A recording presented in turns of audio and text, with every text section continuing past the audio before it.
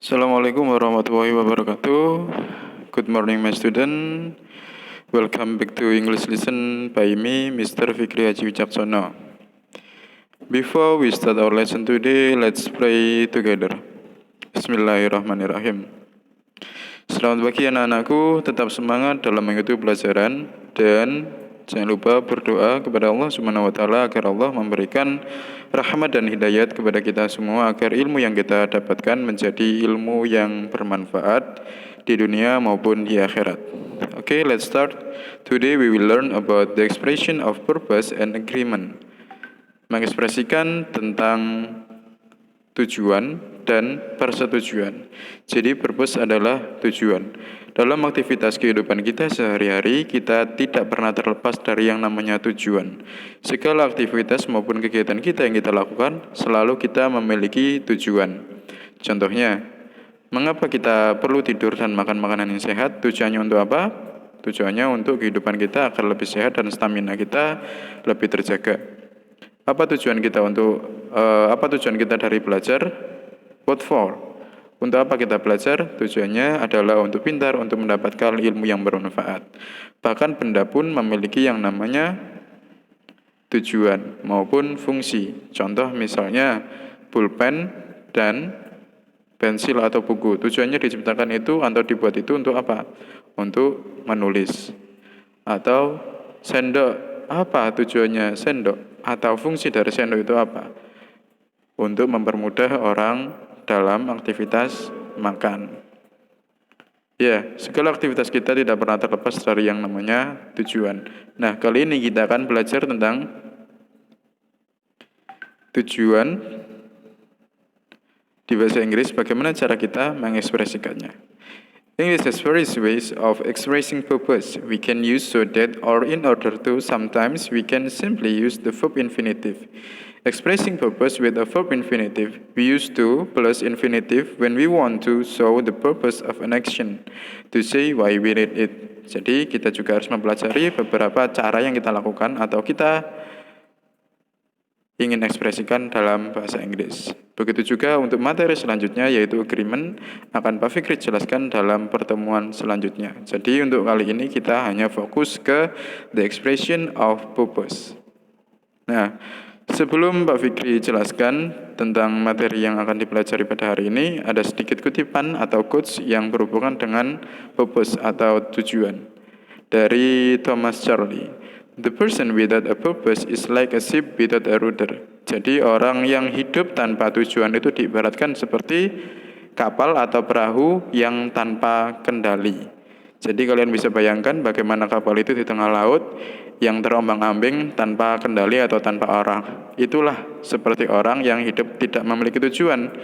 Tidak tahu arah kemana, tidak tahu tujuannya kemana, tidak tahu titik akhirnya kemana. Jadi mudah terombang-ambing dan tidak memiliki kejelasan. Oke, kita masuk ke materi chapter 2. Ada dua pembahasan yaitu expression of purpose dan expression of agreement. Ini adalah kompetensi dasarnya, ada KD 3.2 dan KD 4.2 sesuai dengan buku paket dan LKS dan silabus yang ada pada kelas 9. Oke, kita langsung fokus ke materi expression of purpose. Silakan diperhatikan dengan baik-baik. Yang pertama, ada 3 cara dalam menulis atau mengungkapkan ekspresi tujuan. Kita bisa menggunakan for, kita bisa menggunakan to, atau kita bisa juga menggunakan so that. For the first, yang pertama kita bisa menggunakan for. Jadi ketika kita menulis atau mengekspresikan, setelah kata for harus diikuti dengan verb ing. Verb itu kata kerja dan ditambahi dengan ing. For example, yang pertama kalian bisa dilihat di sini.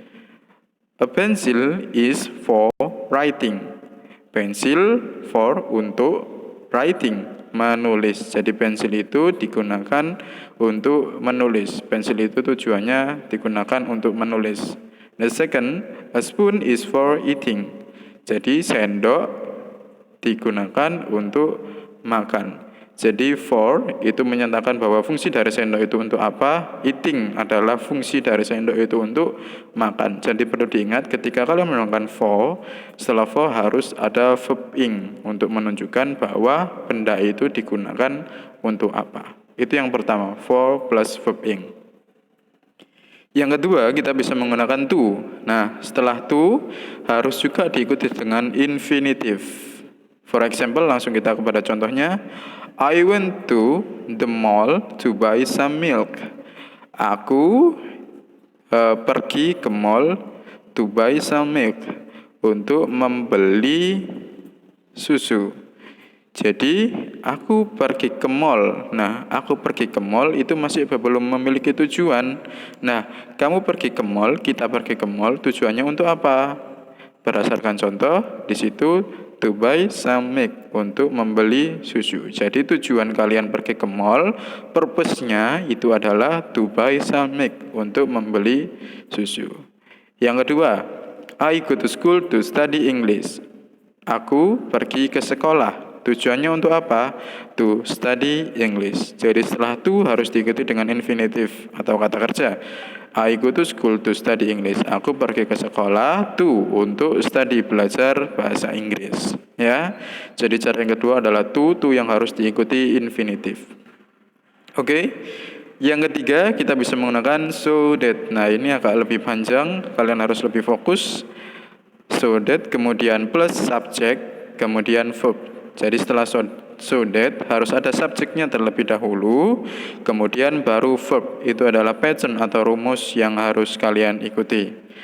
Example text, contoh kalimatnya, he brings some food so that he can eat together.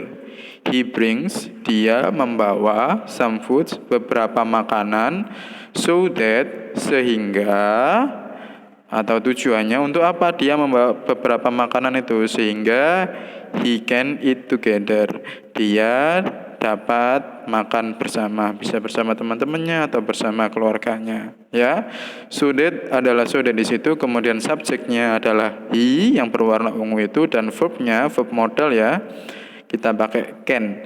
Jadi patternnya so that, kemudian subjeknya he, kemudian verbnya pakai verb modal yaitu can.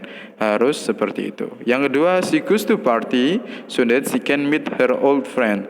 She goes to party, dia pergi pesta. Nah, dia pergi pesta itu tujuannya untuk apa? Dia pergi ke pesta so that, sehingga nah subjek ya si ini ya, sehingga dia can, verbnya, verb modal, sehingga dia dapat bertemu her old friend, dengan teman lamanya. Jadi itu ada 3 cara, for, to, and so that. Ya, diperhatikan baik-baik. Selanjutnya, let's analyze it. Sama kayak tadi kalimatnya, bisa for plus verb ing, kemudian to-nya harus diikuti infinitive, so that, setelah so that harus ada subjek dan verb. Kalian bisa dilihat di sini, yang for yang berwarna ungu itu adalah purpose-nya, writing-nya adalah verb ing-nya, sama kayak bawahnya. Yang kedua, to infinitive, yang merah adalah to-nya, kemudian yang kuning by itu adalah infinitive-nya. Itu harus diikuti seperti itu. Jadi gak boleh kalian to writing. No. Tidak seperti itu. Kemudian yang terakhir, so that subject verb. Yang merah so that itu purpose-nya, he-nya sebagai subjek yang berwarna hijau, can sebagai verb yang berwarna biru. Jadi bisa kalian analisa ya dengan baik kalimat itu. Sudah ada warnanya sendiri. Kemudian pay attention to dialogue above please. Jadi kalian harus memperhatikan dialog di atas. Oke. Contoh dialognya ada Riana dan Dina. Riana, hi Dina. Dina, hello Riana. Riana, you buy so many avocados. What are they for? Dina, to make some glasses of juice. Mari kita analisa.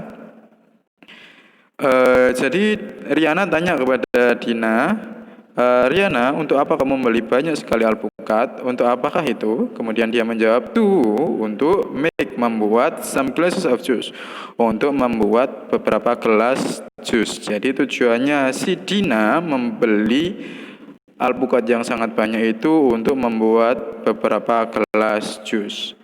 So, how to answer the quiz on Edmodo? Jadi bagaimana ketika nanti ada quiz di Edmodo, pertanyaan seperti ini. If you find a question, what for Dina buy so many avocados? Untuk apa Dina membeli banyak sekali alpukat? Cara menjawabnya adalah, tapi kalian harus membaca dialog itu dan memahaminya. Nah, di situ udah ada tandanya. Dina buy so many goodies to make some glasses. Itu adalah cara menjawabnya. Dina membeli banyak alpukat untuk membuat beberapa gelas of juice. Oke, next meeting kita akan mempelajari tentang agreement expression. Enough for today, cukup untuk hari ini. Terima kasih atas perhatiannya. Tetap semangat. Jangan lupa cek kuisnya dan tugasnya di Edmodo. If you have any question atau kalian memiliki beberapa pertanyaan, silakan tanyakan ke Pak Fikri. Terima kasih. Wassalamualaikum warahmatullahi wabarakatuh.